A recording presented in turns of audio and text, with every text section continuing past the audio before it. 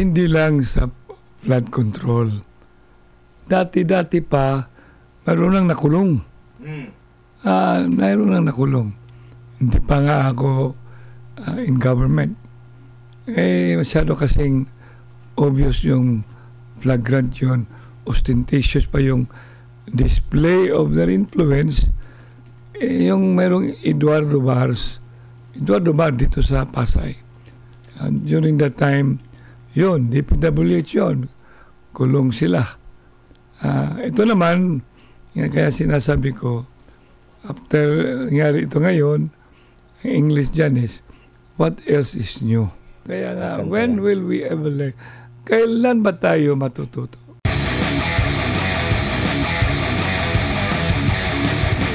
Mayor, ano bang pinagkakabalan mo after ng 2023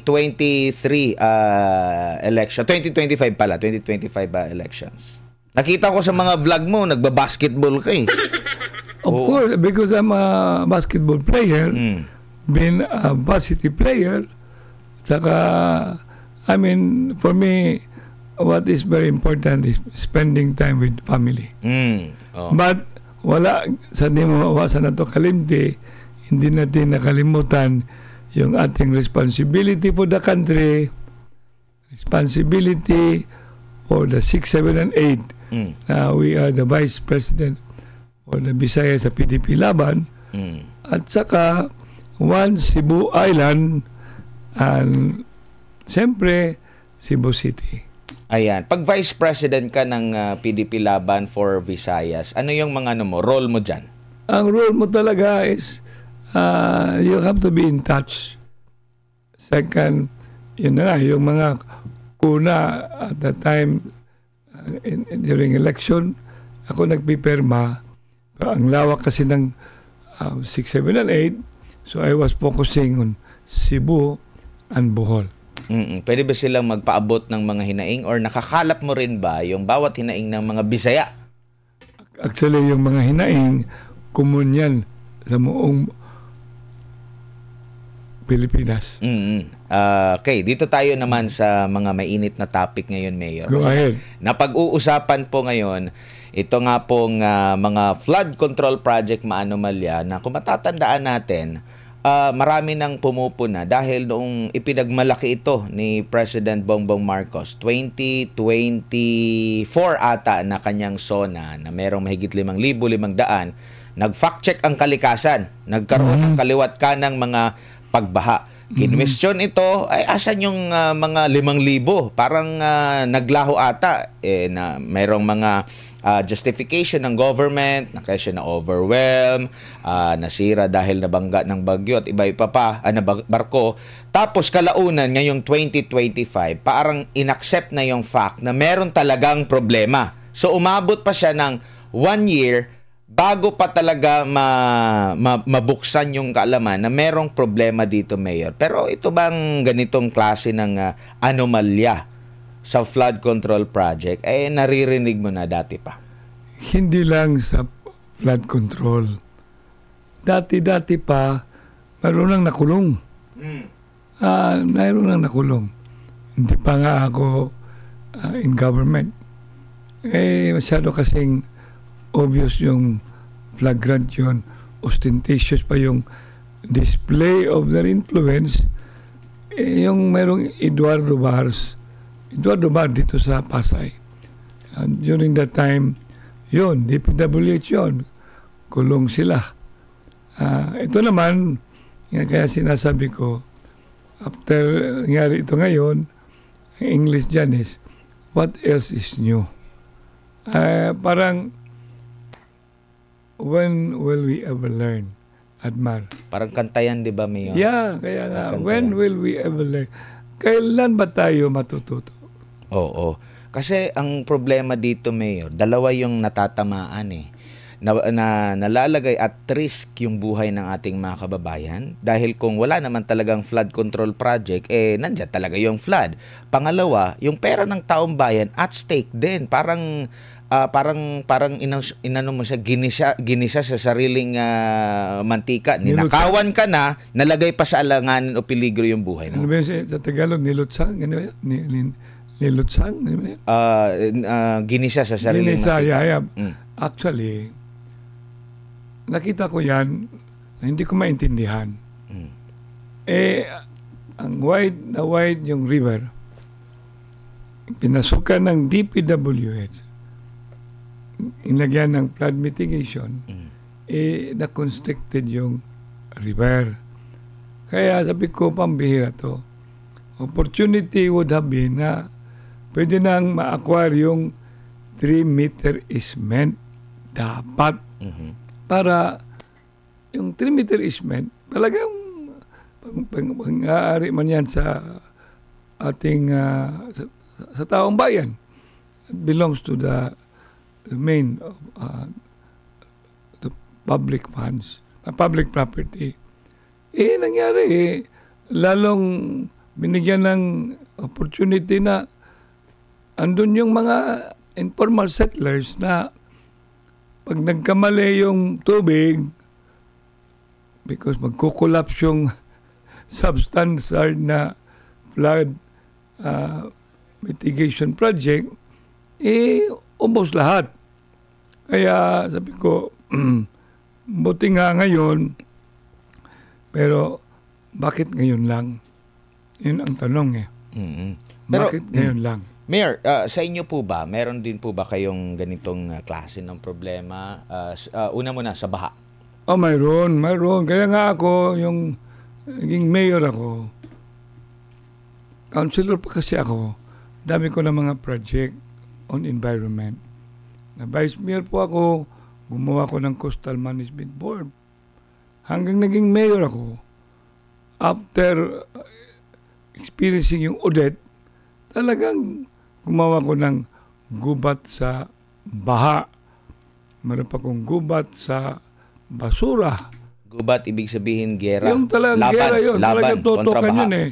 Tapos yung sa Cebu City po, there are 30 as EMB in the DENR identified barangays na highly risky for landslide. Kaya, gumawa ko ng akbang, talagang in-stop ko yung quarry. In-stop ko talaga. Kaya, pag tinitingnan mo yung concern na yan, hindi yan bago. Kaya, tinap ko si yung COVID SAR na sa Cebu. Dalawa sila, si General Simato at saka si General Fel Miliciano. At tinanong pa nga ako ni General Simato, pumunta kami na isang lugar na inoccupy ng not only informal settlers, yung private property standing on the river. At talagang order ko, no matter who get hurt, gibayin namin.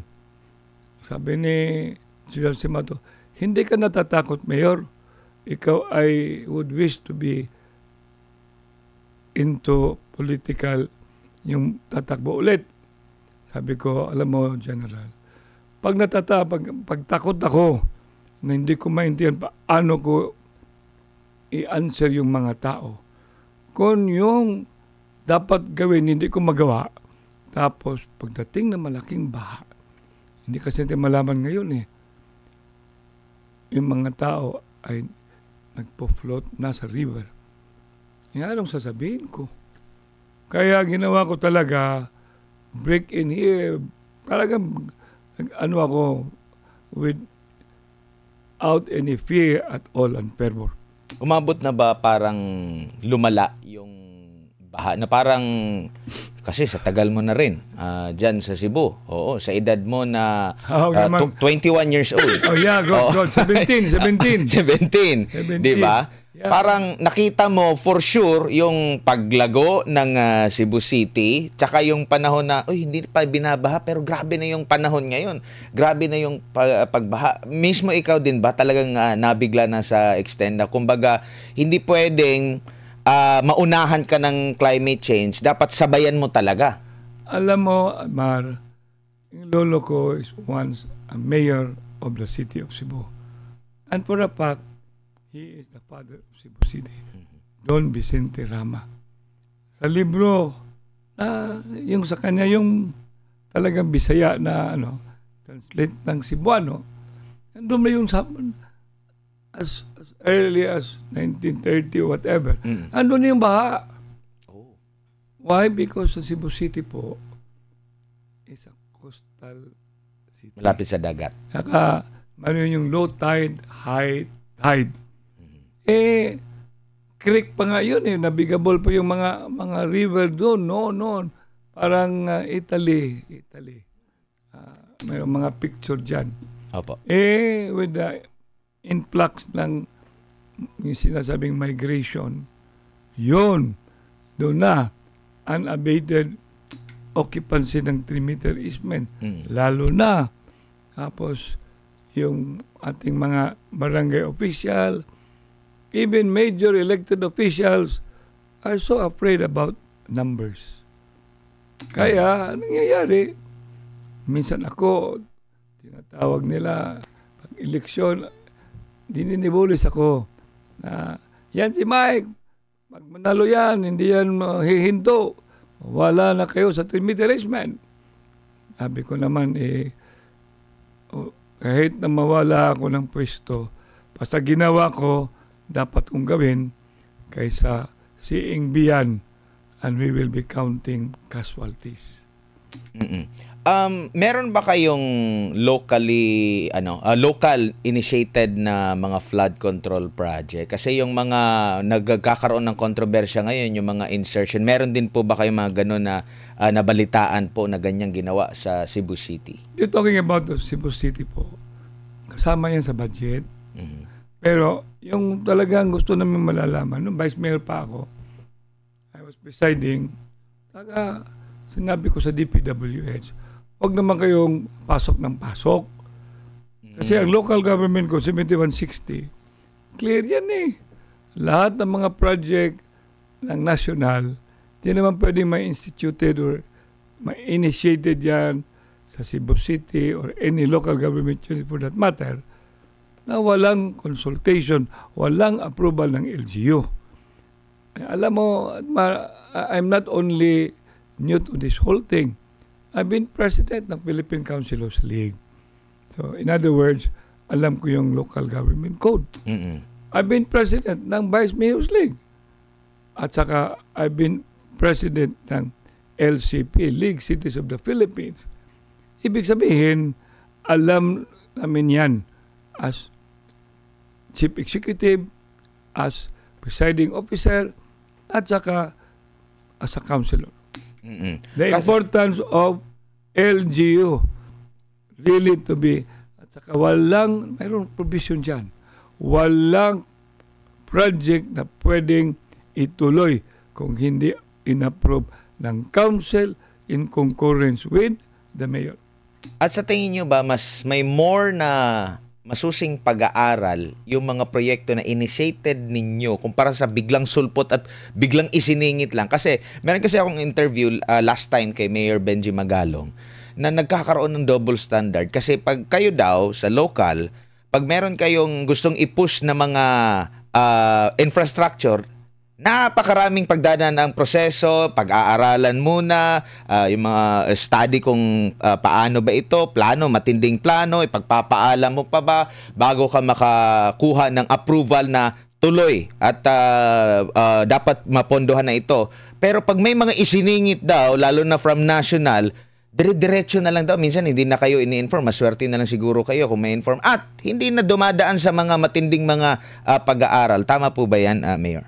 Alam mo, example, meron akong yung nangyari worth 400 million project na kung hindi ko binisitahan yung 400 million worth, later on, the worst is for Cebu City, nag-transfer doon sa Talisay. So, I do not know, but as a lawyer, would have been a technical malversation yun. Discovery ko, ang ganda pa ng aspalto. Hindi na kailangan aspaltuhin pa. Hanggang ngayon, andyan pa yung aspalto. Yun ang mga usual na pag masagwa, abominable. Tapos, yung gumagawa sila ng kanya-kanya lang. Tapos minsan, ano na nangyayari? Ang drainage nila mataas. Ang drainage ng local sa baba. Paano aabot yan? Kaya importante. Kaya hindi yung coordination lang. Talagang close supervision. Tsaka exercise ng power of local autonomy. Kaya ibang klase ngayon eh.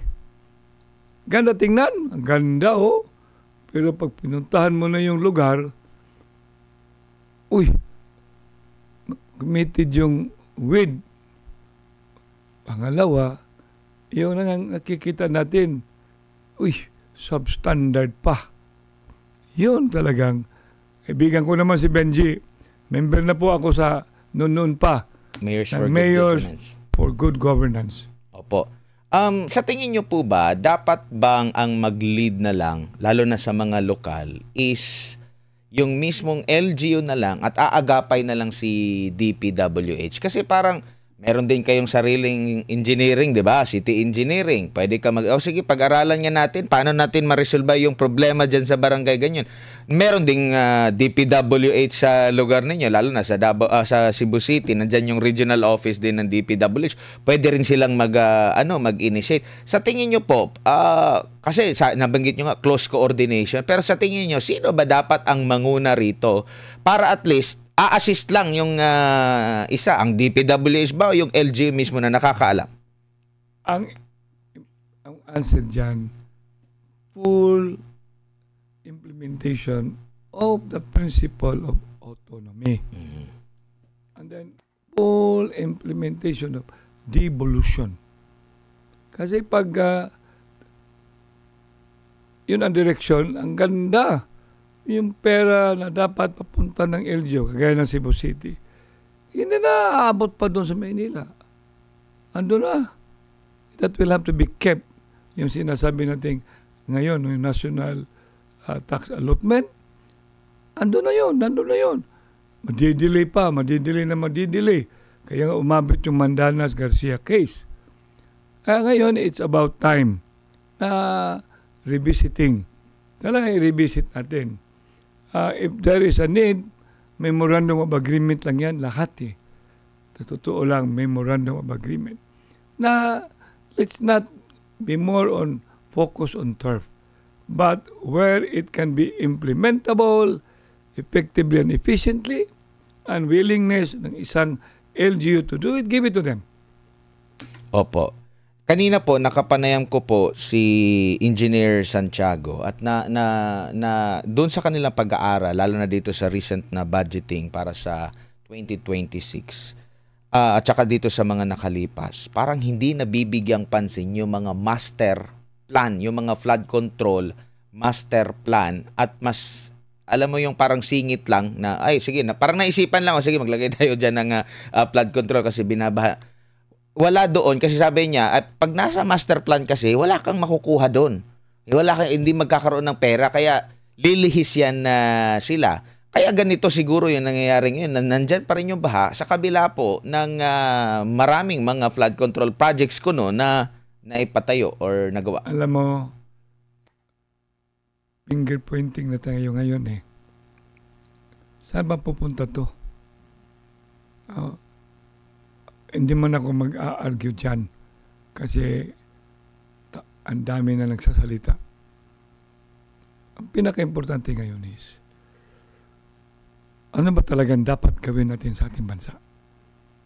Ito, nakita ko dito, this is no longer just about mismanagement, but this is already betrayal of the Filipino soul. Importante yan, ha? Imagine, laki-laki, trilyon ang pinag-uusapan natin. Oo nga po eh. Yeah. Then meron pa rin yung when flood waters rise, it is not just nature. We have to battle with corruption. Imagine, it is corruption that has zipped into our systems. Kaya, ang dami pa. Yung issue ng follicle drug test, no, accountability, yung tantoko, lahat-lahat. Ipon-ipon to lahat eh. Kaya, balik mo sa flood control, laudable, but still abominable. Kaya, focus na naman tayo dito. Kanino ba talaga to? Kaya, sinasabi ko kanina, bigay nyo sa local government, LGU, so hanggang ngayon, ang Mandanas Garcia, na-implementar ba? Ay, hindi pa ba? Hindi pa. Tanungin mo si Benji sa LCP. Kasi parang napag-usapan yun last time, di ba? Napag-usapan lang, pero ang implementation kung nandun na ba? Kasi pera yan eh. Pera ng local government unit yan eh. Tingin ko wala pa kasi sa pagiging presidente ko sa League Cities of the Philippines. Yun talaga ang gusto kong mangyari. Kaya,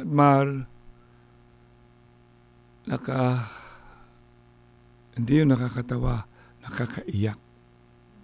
Nakakaiyak. Kasi pag tinitingnan mo itong lahat ng mga ginawa, this is scandal beyond imagination.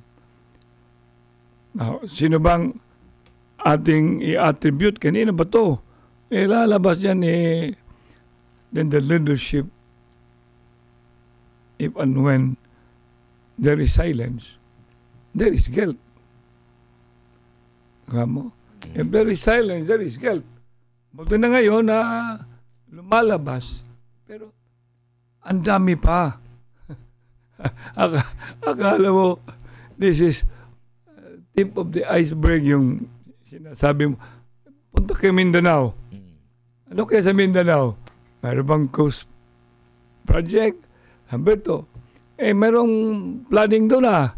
So therefore, mayroon ding flood mitigating. Has it been brought to fore? Kaya ako alam ko yan kasi sabi ko sa iyo, presidente po ako ng Philippine Councilors League. Maraming nagsusumbong din sa inyo. Hindi, may issue noon yung local school board saka special education fund. Kaya mayroon noon. Hanggang under my tutelage, pumunta lahat yung mga mayors, especially dito sa Manila, including yung COA sa Mindanao.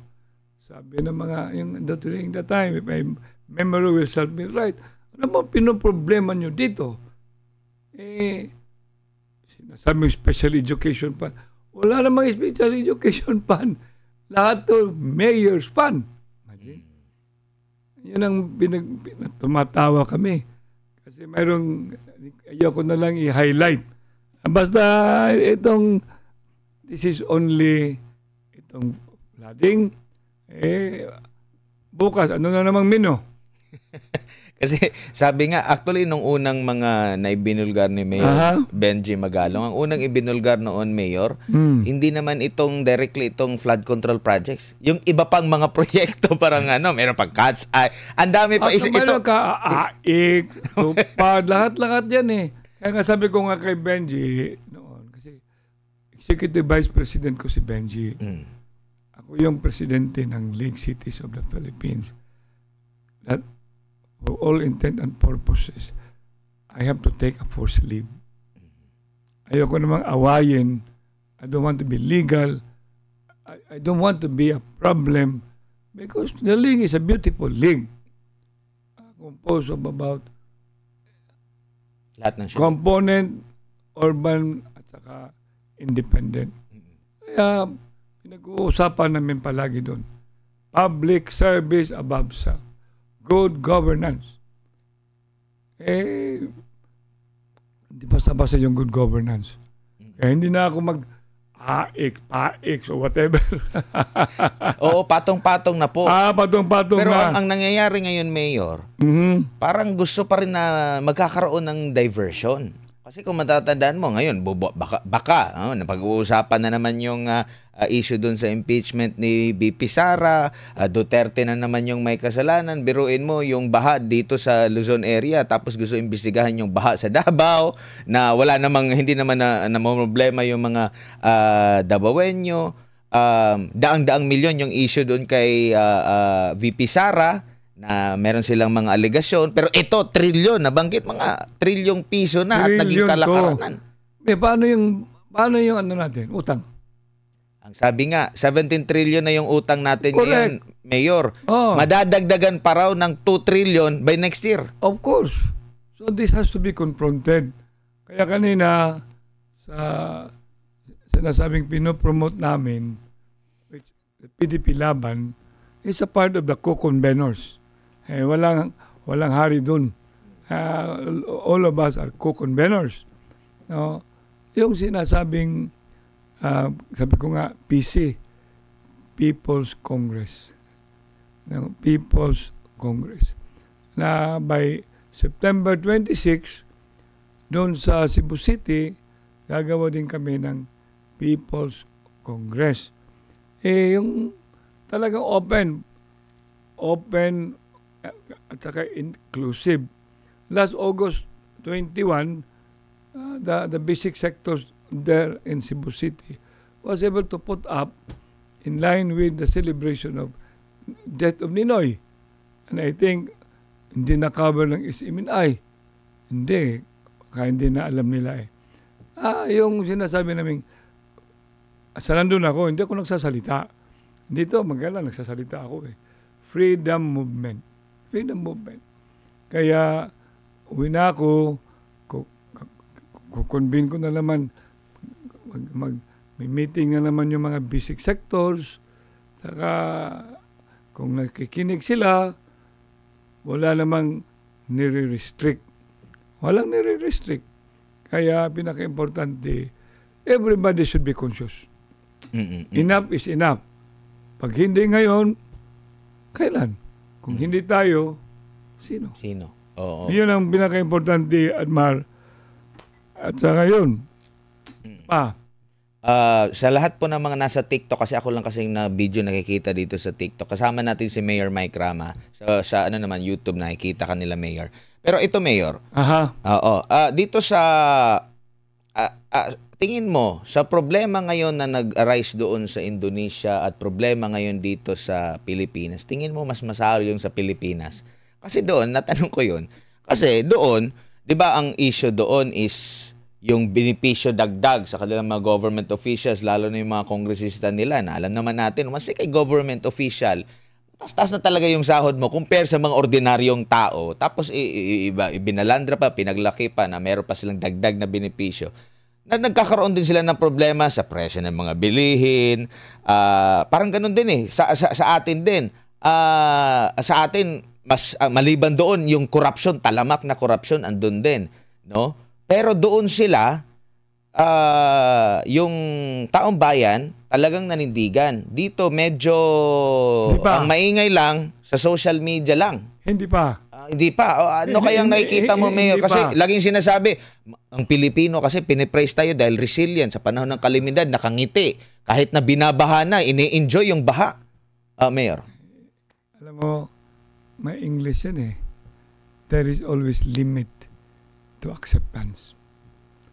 There is always limit to patience. Tama na. Sobra na. Yung letter P dyan, palitan na. Yan ang mga lingua noon. Alam mo, Admar, andun naman ako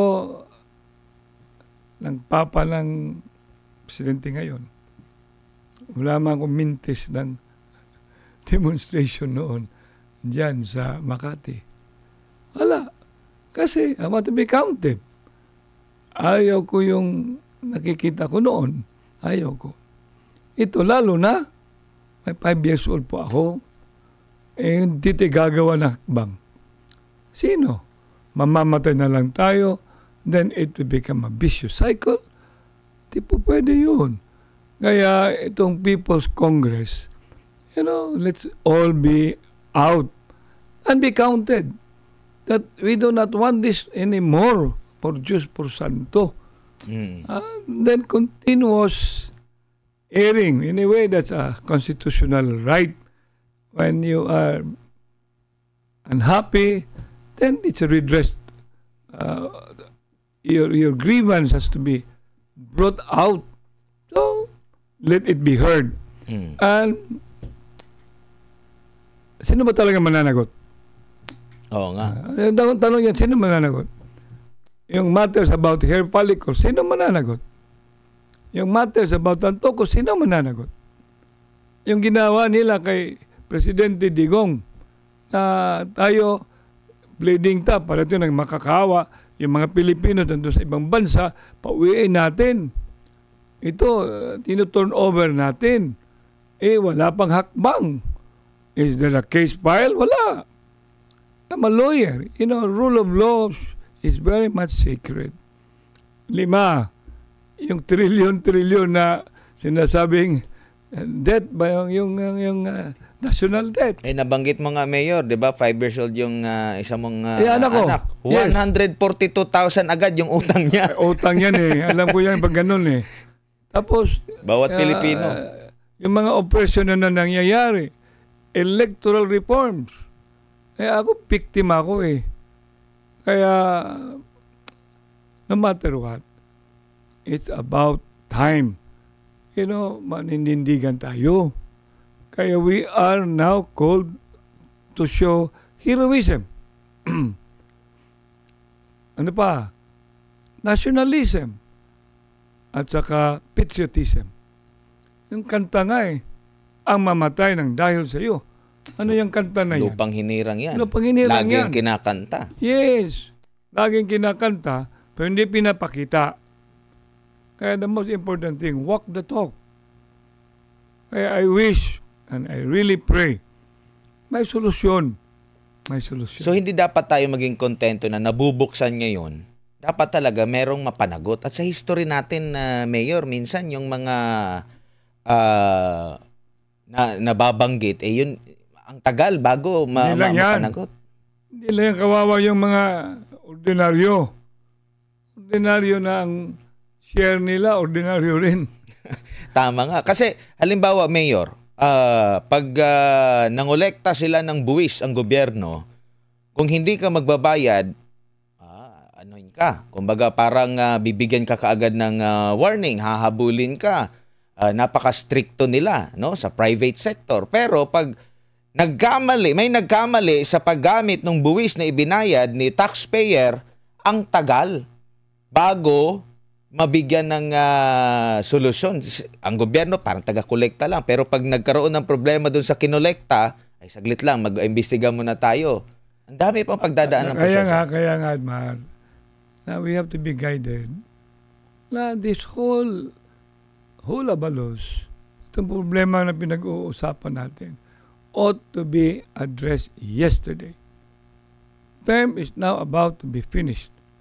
What do we see after these 3 years? Local or national? Kaya, I said it at the beginning, kung hindi tayo gagawa ngayon, isang talagang solid na hakbang, sinong gagawa? Especially para sa 5-year-old ko.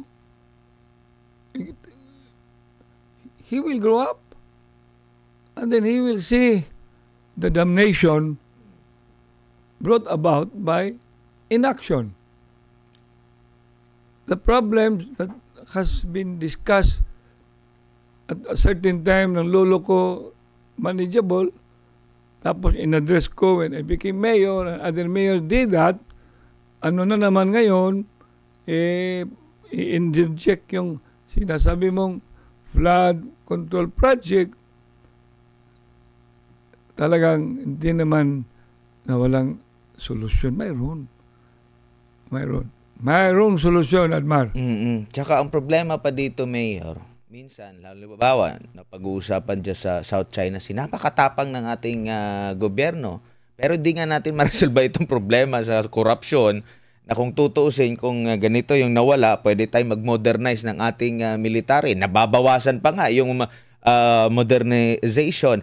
Sa tingin nyo po, Mayor, ang role ng bawat Pilipino dito, dapat na bang mag-step up pang lalo? Yes. Long time ago being decided.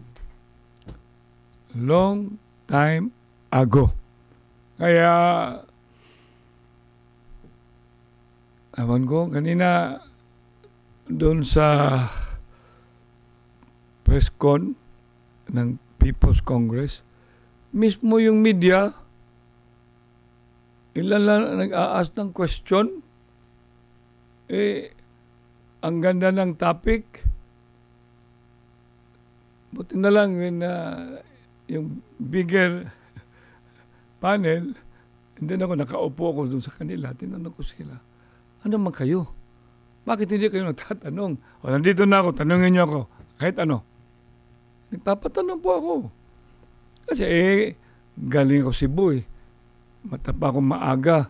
Ito yung pinuntahan ko. Tapos ito na yung maririnig ko. Kami na nag-uusap-usap dito. Ilan lang doon ang nag-aas ng question. Ang ganda pa naman. Ang dami nila, Ang dami mga kamera. Yun. Oo, yun din yung ano natin, no? Pero sa tingin nyo po, naalala ko yung nabanggit din ni former President Rodrigo Duterte, yung sa paglaban niya sa war on drugs, na isa sa mga nagpahirap at aminado siya na hindi niya kaya within 6 months dahil yung magiging kalaban niya mismo doon sa war on drugs is mismong gobyerno din. Parang ganito rin ba yung nakikita natin na Mayor? Paano natin lalabanan yung korupsyon kung yung na-involve sa korupsyon ay gobyerno din? So, kumbaga parang napakahirap bunuin talaga, Mayor. Lalo na kung wala ka talaga, yun pa nga si President Duterte, may balls talaga, may political will. Questionable sa ngayon. Walang mahirap kung talagang harapin mo. Wala. Pag hinaharap mo naman, wala ring mahirap pag hindi ka natatakot. Pinaka-importante talaga, nakikita mo, kailangan harapin. Sa hindi ka lang dada ng dada, wala ka namang ginagawa. So you have to walk the talk. Kawawa ang susunod na administration nito, Mayor. Halimbawa, mamanahin niya yung resulta ng masamang resulta ng unang administration at magkakaroon ito ng domino effect kung hindi mapipigil. Hindi, alam mo. Kaya pa rin.